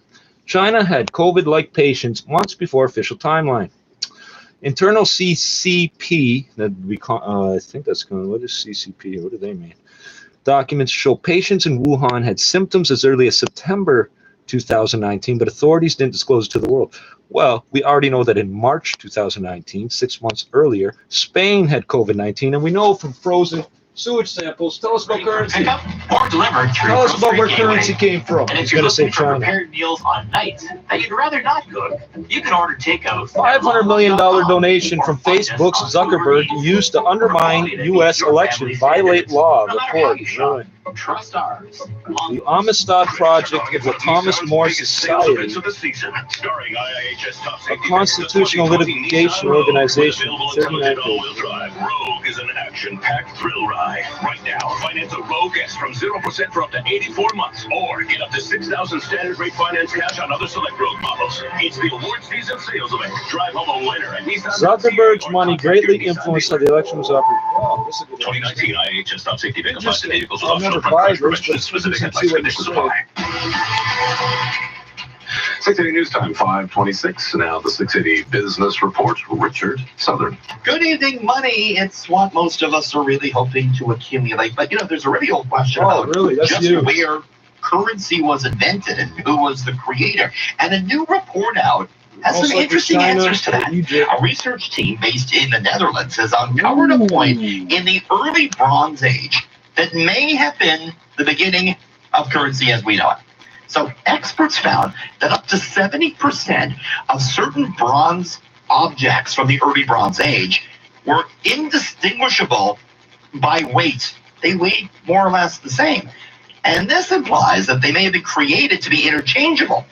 The objects were They may have been made from melted down bronze ingots from a different culture. This could have been intended to be used like currency. And this was used by civilizations starting between 4,000 and 5,000 years ago. So China, meaning that currency is a lot older than what we were thinking. What were we making thinking, any more money today? Because I said China invented paper money, and you said your people brought it to us. A fresh record. It was up You told us we didn't have a written language, then you flipped the fuck out on the person that proved we did. On well-received earnings and a or rather that it's the same as Egyptian hieroglyphs. Because Hiero means wall. Those walls are made of rocks, and rocks means petroglyphs, hieroglyphs. Revenue than what was expected. We wrote on birch bark, sharply in the and that way when the extended chief trade. got The the S&P message, 500 up a point, good enough for a record. The NASDAQ fell 12 points to 31,176. And it was a money loser for the Toronto Exchange. The TSX down 98 points to 17,916. We saw some weakness for the cannabis names with a health worker in a mobile unit set up for COVID-19 patients in Lima, Peru on February 27th, as well. Gold 2020. $1,869. The Canadian dollar 79.08 cents US. This is 680 news. 9 is 16 empty beds, and somebody dressed like a nurse. That was quick. Yeah. They've been requesting for a while. It showed up in my The Lord mailbox makes a big difference. They rave about it. Well, we're not heading back to the branch anytime soon. Exactly. So we're supposed to just take it. It's longer than what we were thinking. So your prejudice is justified because I said so. We were thinking, eh? Remember, this country only been here since 1867. The U.S. consul had been here since 1864. Toronto was here. $500 million donation from Facebook's Zuckerberg, in case you thought it was a different Zuckerberg, used to undermine U.S. election violate law. Report. Hundreds of millions of dollars from Facebook founder Mark Zuckerberg were used. Hundreds of millions of dollars were used in activities that violated U.S. election laws, according to a recent report. The Amistad, A-M-I-S-T-A-D, it's a movie, look it up. The Amistad Project of the Thomas More Society, that's M-O-R-E Society, a national constitutional litigation organization, released the 39-page report in December alleging that Zuckerberg's donation given to election offices via a number of nonprofits was used by officials to place the, quote, government's thumb on the scale, end quote, by seeking to increase voter turnout in key Democratic strongholds in several swing states. Might as well read this next part. Quote, using the COVID-19 flu pandemic. COVID-19 is not a flu. It's not an influenza virus. Quote, using the COVID-19 flu pandemic, note, it's not a flu, as justification and the excuse that local elections lacked funding to facilitate safe elections, a well-funded network of foundations and nonprofit organizations gave hundreds of millions of dollars of private funding directly to counties and municipalities across Michigan, Wisconsin, and Pennsylvania for electoral purposes, the report says. Facebook CEO Mark Zuckerberg. He's not got autism. He's got genetic disorders and shit. You can't have more than 5,000 friends because I can't understand that. Okay, bro. What does this say? What does this say? Tomorrow, Austin Matthews was not. Quote, the illegitimate infusion of private funding and third-party promotion of training equipment, security, staffing, and reporting programs by a network of private nonprofits at the local level bypassed state administrative processes, violated legislative prerogatives codified in state Help America Vote plans, HAVA, it says HAVP, Help America Vote plans, HAVA, okay, that's what it says, and resulted in questions about the integrity of the U.S. electoral system.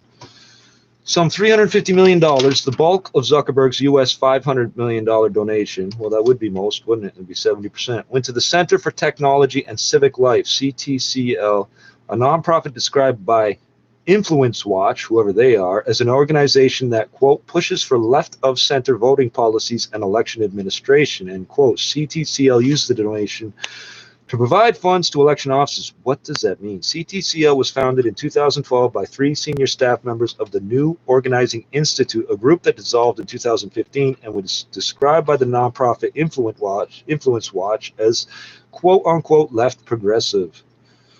According to the Amistad Project's report, starting in early 2020, quote, CTCL began sending agents into states to recruit certain Democratic strongholds, and, quote, to request grants from CTCL, recruiting them to request. For example, the CTCL gave $100,000 to Corey Mason, there's a nice common name, the mayor of Racine, Wisconsin, to recruit 4 other cities to develop a joint plan, which was ultimately labeled as the Wisconsin Safe Election Plan, quote, Wisconsin Safe Election Plan, end quote, to request a larger grant from CTCL. The report says after submitting the plan in June, those 5 cities received $6.3 million to implement it. I'll keep reading. That kind of privatization of elections, quote, undermines the Help America Vote Act, HAVA, Help America Vote Plans, yeah. The report says, quote, which requires state election plans to be submitted to federal officials and approved and requires respect for equal protection by making all resources available equally to all voters. I'm still confused here. You think this is, quote, the provision of Zuckerberg's CTCL funds allowed these Democrat strongholds to spend roughly $47 per voter compared to $4 to $7 per voter in traditionally Republican areas of the state. Moreover, this recruiting of targeted jurisdictions for specific government action and funding runs contrary to legislative plans, and invites government to play favorites in the election process, the report says. The government is elected, bro. Mason's spokesperson didn't respond to a request for comment. Neither did Facebook nor CTCL's media office. Corey Mason, right. Phil Klein, director of the Amistad Project and a former Kansas Attorney General, says the donations and how it were used, in effect mean that a, quote, shadow government, end quote, operated in the elections. Oh, dear, here we go. Quote, Zuckerberg's money greatly influenced how the election was operated and conducted in the urban core of the swing states, Klein said in an interview with the Epoch Times program, American Thought Leaders. Is that a TV show? Quote, government has the core responsibility of managing elections. We don't put out elections for bid. Hold on. We don't have elections brought to you by Coca-Cola. Yes, we do. And you misspelled Coca-Cola, you moron. There's a hyphen in there. In fact, it says Coca, next line, Cola. You should have put a hyphen in there no matter what. It is government's job to manage elections, and it must do so with a thumb on the scale, Klein said in a press conference in December. What? And we have All About Us, published in 36 countries and 22 languages. What makes us different? The Epoch Times is dedicated to seeking the truth through insightful and independent journalism. Apparently not. Read what others won't report. The sample issue, they got a whole fucking page and an advertisement about themselves. $1 for the first month trial offered. No. You're printing it on paper, which means it's subsidized by the Canadian government off of my land. So, no, I'm not giving you any money for newspapers. Police board chair in Oakville, on top of that, I've worked in publishing. My father worked in publishing. The chief's apology, in I which don't he pay for says publications it was unless there's a good reason. to travel despite government advisories you're not to competing leave with the us. country.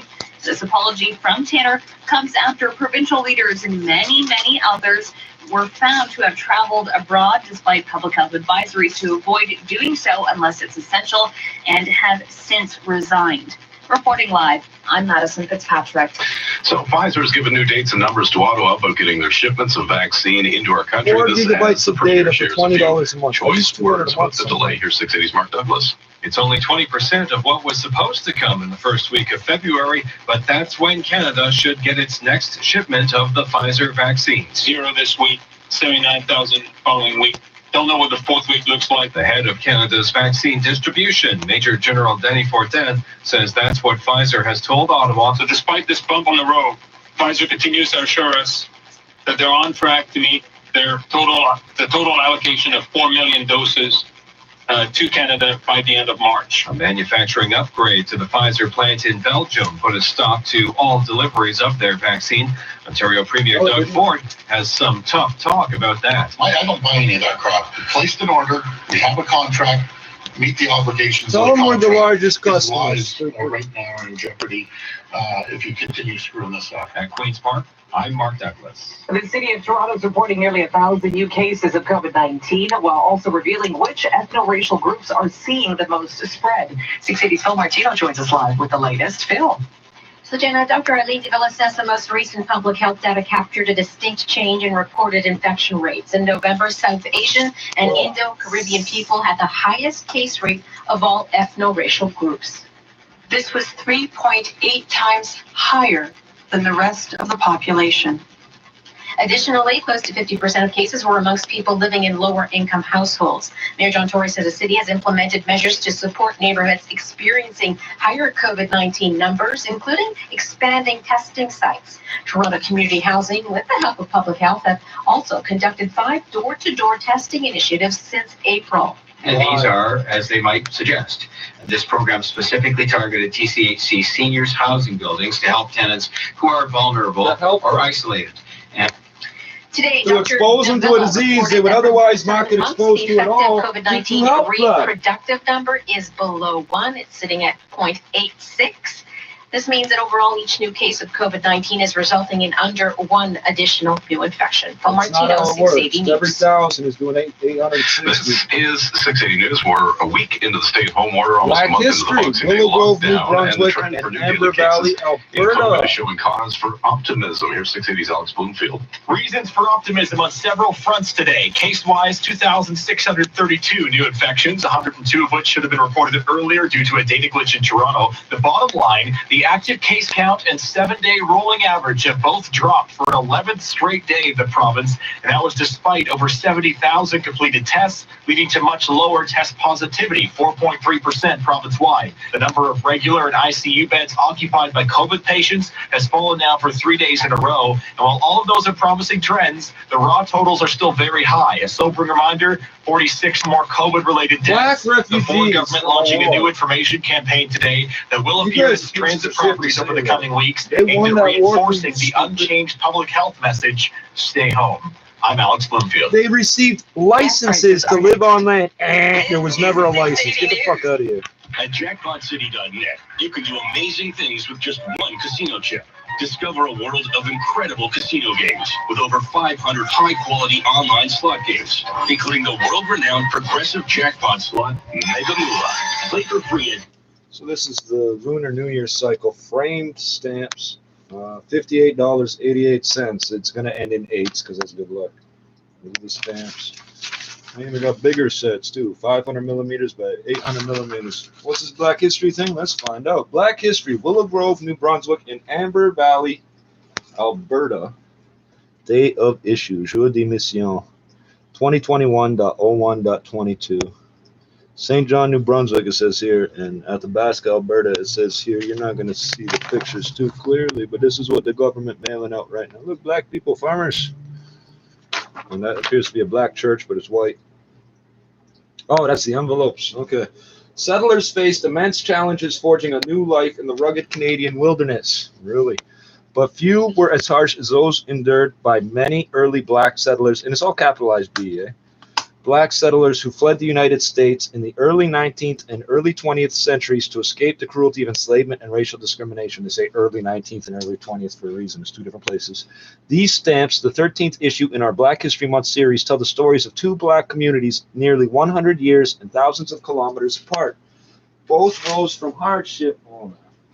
Both rose from hardship to survive and grow for a time and served as stepping stones for the success of future generations of black Canadians.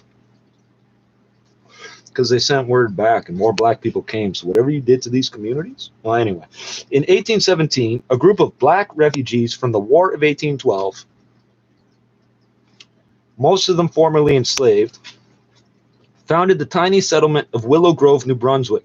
They received licenses to live on land that turned out to be of poor farming quality. Licenses? From who? Remember, Nouveau Brunswick, 1812. Licenses from who? Licenses from who? Okay, I'll let you argue over that amongst yourselves.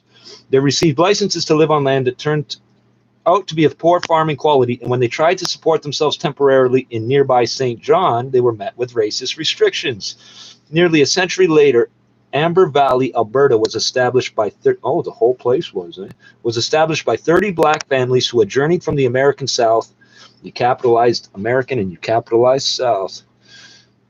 You realize this is a French language country, right? You don't capitalize the demons. Anyway, to flee the escalating violence and segregation laws. They faced many of the same challenges as Willow Grove. Bone-chilling winters, inhospitable land, and the racial discrimination they had hoped to leave behind.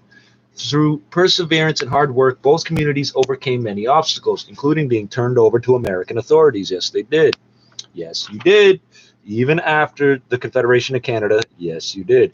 They actively challenged racial discrimination and built schools, churches, and other community organizations. I keep telling you, we built these churches. And the native the reservations, the Indians all have records of privately raising funds amongst themselves and paying for schools and churches and shit like that to be built. Amber Valley became a vibrant community whose baseball team was famous throughout the province. Really? Well, the opening of Willow Grove Baptist Church. Wait, you had a black baseball team while the opening of Willow Grove Baptist Church in 1878 anchored the growing community of Willow Grove. Although their populations eventually declined as subsequent generations pursued education and employment elsewhere, there's no doubt that these black settlers and their descendants have enriched Canada's economic and social fabric. Where's Canada come into this? 1812, 1867. That's 55 years apart, isn't it? 53, 1812 to 1814. I know, we blew up the White House. We burned down the White House. The Americans came up. They invaded Fort York. We fled Fort York because it was an armory. It was filled to the brim with gunpowder. The Americans managed to blow themselves up, and ever since then have accused Canada of fighting dirty because they blew themselves up in our powder keg. And they did the same thing with Grenadier Pond. I don't know how you come that far around the lake and then decide to walk across a pond. 100 or more American soldiers marched across that pond and fell into the water and froze to death. Designed by Lara Minja of Lime Design Inc. and illustrated by Rick Jacobson, this issue features depictions based on archival photos of community members, maps of the two locations, and images of the seafaring ship and covered wagons that carried the settlers to their new homes. Which ship? Oh, there's a boat. Is it Amistad? No, I'm being dead serious. Is it or is it not? I just see a ship. It looks like. Well, I can only see. Oh, it's tri-mast. I only see sails on two of them. The picture's so small you won't see it, but it's right there. The boat is right there between the two people. Resilient portfolio. Learn more at dynamic.ca/advice. Many people suffer from anxiety and depression. Hey, that looks like Trini. An immense sense of despair. I'm Danish Kotak, and at Kotak Law, we help clients who've been denied. So if you can look up these photos, details, your source for new Canadian stamps, Canada Post. Canada Post, it's easy enough to find. We fight for your right to receive the compensation you deserve. The black people on the front cover do not look the same as the black people on the back cover. The front cover is Willow Grove, New Brunswick. The back is Amber Valley, Alberta. In life, the most important question. If I had to simplify in English words, I would say the Albertan group looks African American, and the New Brunswick group looks Afro-Caribbean. Okay, point taken. The most important question that looks like Trini when they're in love and want to be with that person forever is, will you marry me? Make sure it's a yes. With Spence Diamonds, Canada's engagement destination. Now I gotta wonder, why is all the stuff about the Chinese New Year on the front, back, and inner and outer covers? Yep, all the way to here. This is All News Radio. There's the black people in the centerfold. They give us the centerfold. Mostly overcast. There's the Mints page. That has nothing to do with anything. That's just what they. Good evening. I'm Sultana Sabincic. Chinese New Year scams. Chinese New Year scams. News right now. Governor General Julie Payette and her assistant are resigning over a damning report into workplace harassment at Rideau Hall. In a statement out tonight, Payette says tensions have arisen in the office of the secretary to the Governor General over the past few months. Oh, Alberta, the Wild Rose. Halton's police chief is also apologizing for traveling to Northwest Florida last Territories. month and Where's the to let him stay. The city of Toronto revealing new data that shows higher Trillium. COVID-19 infection rates among South Asian and Indo-Caribbean ethno-racial groups. Mayor Tory says the city will be expanding testing sites in some neighborhoods, as well as advocating for residents who test remember, positive. they're actively attacking us to this day while they're honoring us. So you got to be dead to be on a stamp or a bank the note. news of the day here at Sportsnet 590. The Fan, Tim and Sid, is coming to an end on February 26th. And I don't know why they've been sending this to me like 10 years. Television team. I don't know who the fuck this person is. Alongside Dina Pugliese. I tried sending them back. They don't March the 10th. care. Tim McCallum will still anchor 5 to 7 on Sportsnet and Sportsnet 590. The Fan, Sid, huge congratulations. I know you and Dina are going to knock it out of the park. Maple Leafs practicing today. Personalized mail, return postage guarantee. Can I stick this onto like something else? Off the game last night.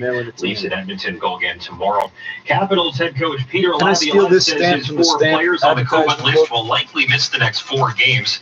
That list includes today, and they say in order to prevent school closures and limit school closures during the duration, if they do occur, robust public health interventions, including readily available testing with fast turnaround and contact tracing, should be prioritized. It's important that all outbreaks be thoroughly investigated to determine their causes and specifically it's just paper, it's just free, it doesn't matter. It's subsidized by my in order to better understand how this Where does this glue come from? How can you put this on here, but I gotta have crappy glue on my strategies? But they go saying, now knowing the significant negative impact your advertising campaign backfires had on children and youth, keeping schools open safely. This card was made from 100% post-consumer recycled material. No, it wasn't. And compostable ink. Transmission. We've got to really plug that hole and get the kids back. Let's make coffee better. There's one black person in the picture that put a letter right across their head. Sick kids report. Do you think it will be taken under advisement by the Ford government because the schools? It shows you the people putting the stuff together don't give a fuck about it. You know, every day is important in the You wouldn't put a photo together like that. So around my house, it's World War III every day, whether it's a bandwidth fight or who gets what room to do their online learning. I got 3 kids going through this, so I get it. I want them at school, but I'm also in full support of the government to keep them at home. And the reason is that Sick Kids Report, you know, there is some points in there, but it also points to an ideal situation where you could have all of this testing. You could have all communist of this China's silent war against the West. I don't think our system is equipped to do that right now. I think we have a very grave situation going on there, and the fact that all the for kids decades, are at home CCP has been using apostrophe and apostrophe unrestricted warfare to weaken allied Western nations, including Canada, from within. And we know that that's true because a paramilitary police officer stands guard at Tiananmen Square in a file photo. He's just a police officer. Shows that the mobility is down during this phase. People are staying at home. China's different. You tell that cop he's got to go to war, now he's a soldier. And that's the way to bring the numbers back down. So, yes, it may not be a scientific connection, but the fact there that may not kids are at home be a scientific leads to connection. a calmer and better effect on overall society. And hey, how can we tell everybody else to stay at home and not have the kids kept at home? Wow. And yet, you know, by the same token, the folks at Sick Kids, and I heard, you know, anecdotally from parents who called in hour 1 saying they're noticing Sick Kids makes a shitload of money off referrals to their Mother Risk program, which has been caught probably 100 times in the last 15 years, falsifying drug results, test results. By the way, if anybody ever says, you test positive for cocaine, tell them to shut up. They can't test for cocaine. It's ecognine benzoyl ecognine. John, I don't mean that, you know, it's great to drive around. It's my observation that people are staying at home. That's when this co-parenting. These are our kids too. We're co-parenting. That's why we get to make medical choices for them, even when you're not here. Why are the police putting their hands on kids under the age of 12 when they're not allowed to arrest them for any reason whatsoever? Oh, you hate that, Mr. Pedophile. And believe me, I really appreciate what Sick Kids has to say about the mental health of kids. I mean, I'm parenting them myself, and it is untenably hard. But I really want to see that day when those kids get to go back to school because we've suppressed the numbers. You can't do it. That's why I support this particular action. Snuggling. You agree that they shouldn't be in school. I've got to be honest. I don't know which way to hop, except that I'm hearing increasingly from people who are saying keeping the kids out of school is really counterproductive, and there will be a lot of long-term effects being felt, and some in the immediate now with sick kids, as I said, the eating disorders and that. David Wills, how do we reconcile this, or is it irreconcilable?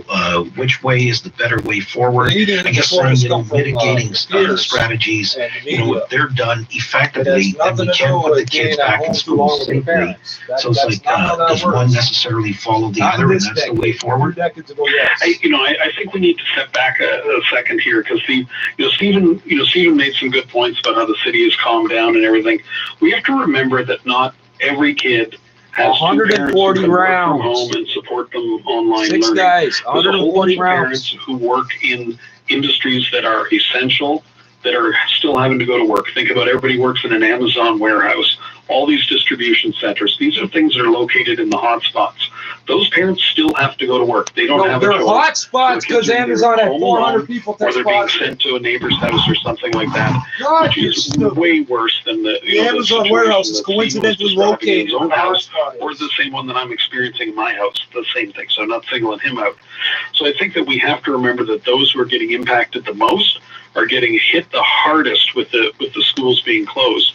And what the Sick Kids report, and they're not alone in this, is saying is that Grandma schools ain't do got to need to worry remain open. about It's the good little for kid kids. getting It's the also disease and good bringing it for back to business her because while she's watching the I kids. got a My colleague mom's at whose work at a kid is hospital. doing online learning, and the teacher has 2 toddlers at home that are also doing online learning. So the teacher is teaching and managing Toddlers do online learning. You're online a learning fucking experience. retard. How old is a It's toddler? insane. It's not tenable. I think between 3 and 5. what we should look at, and I'm not going to put this blame on the Ontario government, even though education is their responsibility. I think the federal government and the Ontario government have to look together and say, okay, if we know that school goes until the end of June, what do we need to do to make it safe, and how do we fund it? How do we do the contact and trace? And while the report, there's reports saying, well, the spread isn't happening in school, it's in the community. The schools are in the community. They are intertwined. You can't separate them out. If a kid gets COVID from school and takes it home to a multi-generational household, it spreads that way. If the community, No, parents there's gets it no at work, proof of gives that. it to the kid, spreads it at school. Those things No data work is together. data, and that's why we science. need the better testing. We need the smaller cohorts so that they're around fewer kids, smaller class sizes, and we only have to do it till June. Because, if we can get through till September and there's a bigger vaccination strategy, it's only a temporary thing, and they should, I want the federal government to say, we got the money, the province has got the means, let's work together instead of sniping at each other day after day after day after day and fix this. Like, they can do it. Well, are you suggesting then the kids lose the school year, though?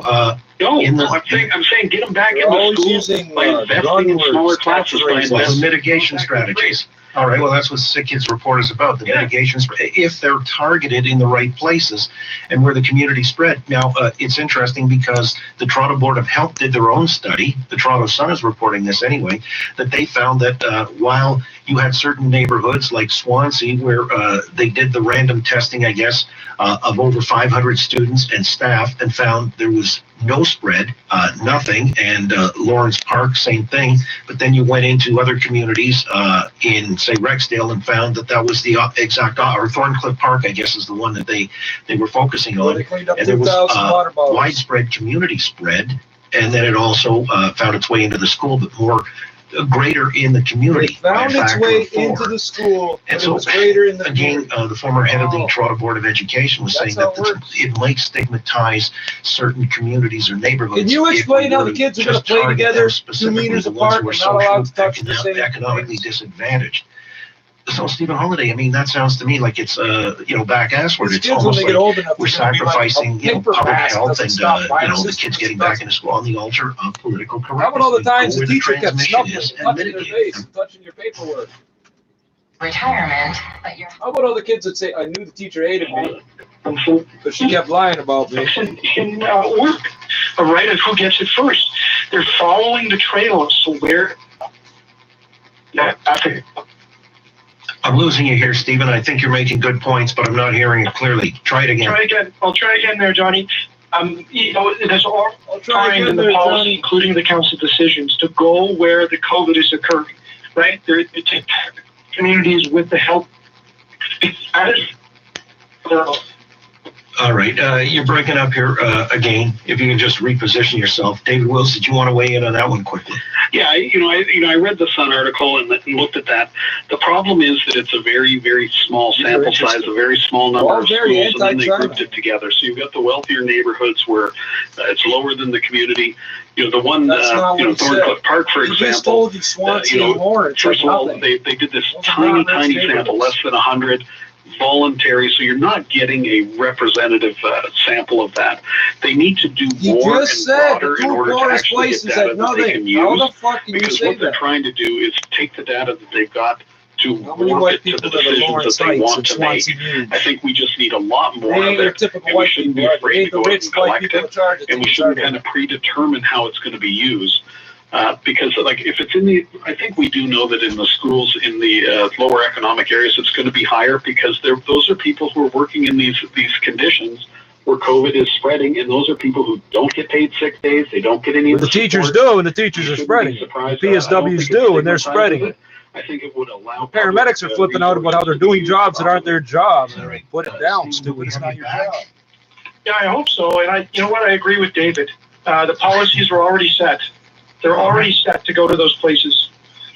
All right, and so we'll see how that plays out, hopefully, including the sick pay, right then? Is that what you're saying? Because people who have to leave because they're sick rather than showing up at work, if they don't work, they don't get paid, and that's sort of a pressure, a suasion that doesn't work to public health's benefit. You're saying that's in the equation as well, Holiday? Well, let's be careful with that one. So I agree that people need support if they can't have, not getting a benefit or a payment as a barrier from taking some days off. But I think we've got to be really careful on that one. There are some policy statements already coming out of council that talk about sick benefits during the pandemic. That's a very long time. I think there's a big difference between now and when somebody gets a vaccine. So, some sort of help is in order, but I'm not necessarily sure you get 10 paid sick days. I mean, that might be something that's a little bit of a bigger public policy question and has some implications on our economy. I didn't realize that. 42% of people get paid sick days now. Up until 2018, we got at least 2 paid sick days in Ontario. Ford took that away. It's unfair. It's good for business.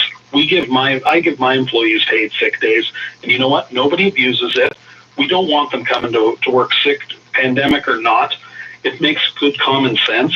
I think it's ridiculous that Stephen, you get paid sick days. I think the people who are saying no to paid sick days get them.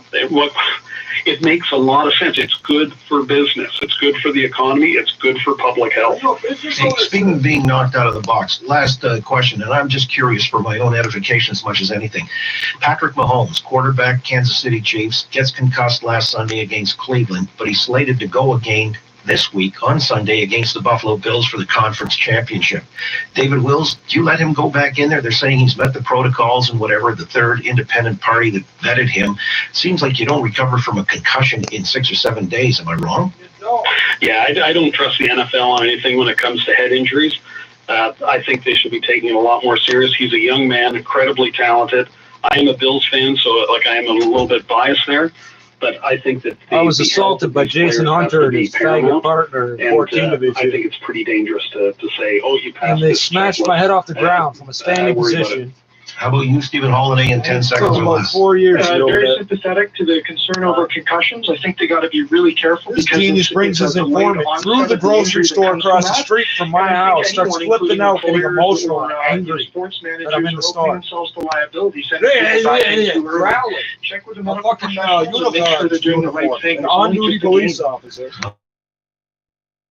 Let's see what the game will bring forth on Sunday. And his informant probably got shot because it's a game war much not talking obliged. about on David the Will, news Senior VP Media Profile. Stephen Holiday is the Deputy Mayor and Council Ward 2.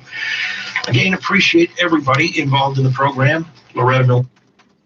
COVID-19 has had a bigger impact on some neighborhoods more than others, and the city continues its efforts to stop the spread of the virus in those communities. It is the end of an era as Tim and Sid is coming to a close with Sid 60 off the breakfast television. Enjoy the early wake-up call, Sid. Who the hell is that? Who the hell is that? So I got two choices here. I could turn this off and start over when I come back. Or just leave it run on World Today or some shit.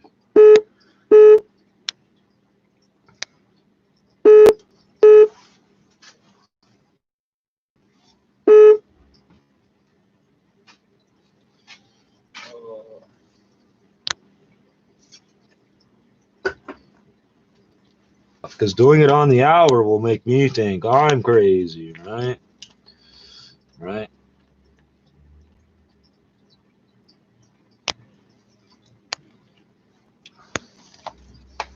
Keep it up. Keep it up. Oh, dear. Oh, dear. Good idea to just avoid it completely. It's super accurate. The child molester. Come on, buddy. Come on. The more you do this, the more likely ICE squad catches your ass. And now this new issue, it's on the Keep it up. Keep it up. Keep it up. the Express. We have 2 left lanes blocked off. It's been up and down, up and down, up and down. See, little boy, I can make your scream do this and that. You shall do what I say. Is that what you told the little kid? Come on, Mr. Remote Child Molester, do your thing. Do your thing, bro. Come on. From east to Kiel out to east of the Allen. And this is 3 minutes straight, bro. This is 3 minutes straight of this shit, which means it's probably 4. Just a delay, Mavis Express to approaching Mississauga Road. And if you're on the northbound DVP, it's heavy from approaching Eglinton up to York Mills. We have westbound York Mills. The ramp to the north DVP closed as they investigate and pick up debris. Whatever you got in between the commands I'm sending and coming back, you have to check them and clear them, or the machine will just crash. You're not good at this. You're not good at this, Mr. Child Molester. You're not good at this. Keep it up, because the Toronto Police ICE Squad's going to nail your ass. And northbound 410's heavy from north of Seals to Beauvais. Your next report at 6:11 with the forecast. Here's Natasha Ramsey. All that flashing red, every single instance, not each burst, every single time it flashes is the machine redrawing the screen and then reinforcing it to draw the same thing again. Over and over and over. They're going to dump on the router for about 60 to 90 seconds. Then they'll get blocked for about, it'll take them about 30 seconds to get a new IP address. Come on, Mr. Child Molester, keep it up. Keep it up. You don't want to hear that commie fuck shit, eh? -4, wind chill -12, and gusty northwest winds. Overnight tonight, we're down to low -1.